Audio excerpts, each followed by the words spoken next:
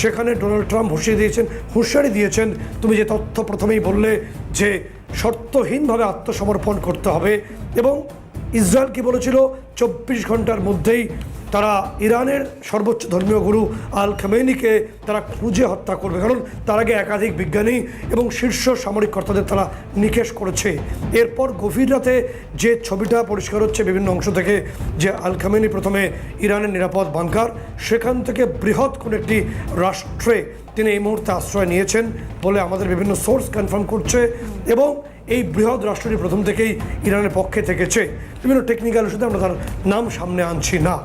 তার পাশাপাশি একটা বিষয় খুব পরিষ্কার হচ্ছে, যেটা আন্তর্জাতিক মহল মনে করছে, যে ইরানের পতনটা, অর্থাৎ বর্তমান যে আল খামেনির নেতৃত্বে, সর্বোচ্চ ধর্মীয় গুরুর নেতৃত্বে যে ইরান রয়েছে, সেই ইরানের পতনটা শুধুমাত্র এখন সময়ের অপেক্ষা।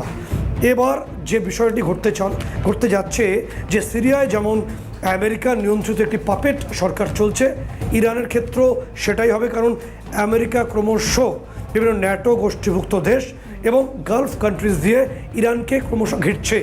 এরকম একটা অবস্থায় আমাদের নিজস্ব জাতীয় স্বার্থ, কারণ পশ্চিম এশিয়া, সেন্ট্রাল এশিয়াতে ভারতের প্রচুর বিনিয়োগ, আমাদের প্রচুর বাণিজ্য, যেই বাণিজ্যের কারণে ভারতবর্ষের যে দ্রব্যমূল্য, পেট্রোল, সব কিছুর দাম একটা নিয়ন্ত্রণের মধ্যে এই মুহূর্তে রয়েছে।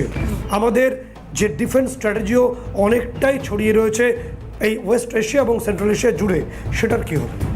এবং তোমাকে বলে রাখবো যে পাকিস্তানের মতো মির্জাফর তারা যেভাবে ইরানের সঙ্গে বিশ্বাসঘাতকতা করেছে, মুখে বলছে ব্যালিস্টিক মিসাইল দেব, কিন্তু যে তথ্য আসছে যে প্রেসিডেন্ট ডোনাল্ড ট্রাম্পের তরফে যে প্রেস রিলিজ আমাদের হাতে আসছে, তাতে ভারতীয় সময় আগামীকাল প্রেসিডেন্ট ডোনাল্ড ট্রাম্প তিনি পাকিস্তানের সেনাপ্রধান আসিম মুনিরের সঙ্গে ক্লোজ ডোর বৈঠক করবেন, দুপুরের যে লাঞ্চ তিনি সারবেন।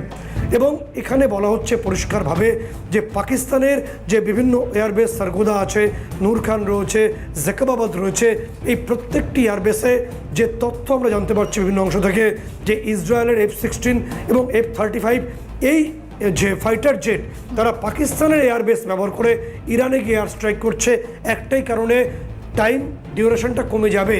যদি ইসরায়েলকে অন্যভাবে ইরানের উপর আক্রমণ করতে হয়, তাহলে অনেক সময় সাপেক্ষ, কিন্তু যদি আমেরিকার সমর্থন নিয়ে পাকিস্তানের মাটি ব্যবহার করে, অনেক সহজে সেটা হবে, এবং সেটাই ইসরায়েল করছে। ইসরায়েল তার স্ট্র্যাটেজিতে ঠিক আছে, কিন্তু পাকিস্তান ইরানের সঙ্গে বিশ্বাসঘাতকতা করেছে। এই যে ব্যালিস্টিক মিসাইল দেবে, পরমাণু হামলার হুমকি, শুধুমাত্র আসিম মুনির এবং শেহবাজ শরীফ তারা পাক জনতাকে শান্ত করতে এটা করছেন বলে বিশেষজ্ঞরা মনে করছেন। এর পাশাপাশি যে তথ্যে আমরা আসছিলাম, যে প্রসঙ্গে, যে আমাদের ক্ষেত্রে কি হবে, কারণ চাবাহার পোর্ট আমরা বিনিয়োগ করেছি, চাবাহার পোর্টের পাশে আমাদের নেভাল বেস আছে, সেগুলো অদূর ভবিষ্যতে না থাকার সম্ভাবনা বেশি। ভারতের পাল্টা চাল কি, আমাদের গেম প্ল্যান কি?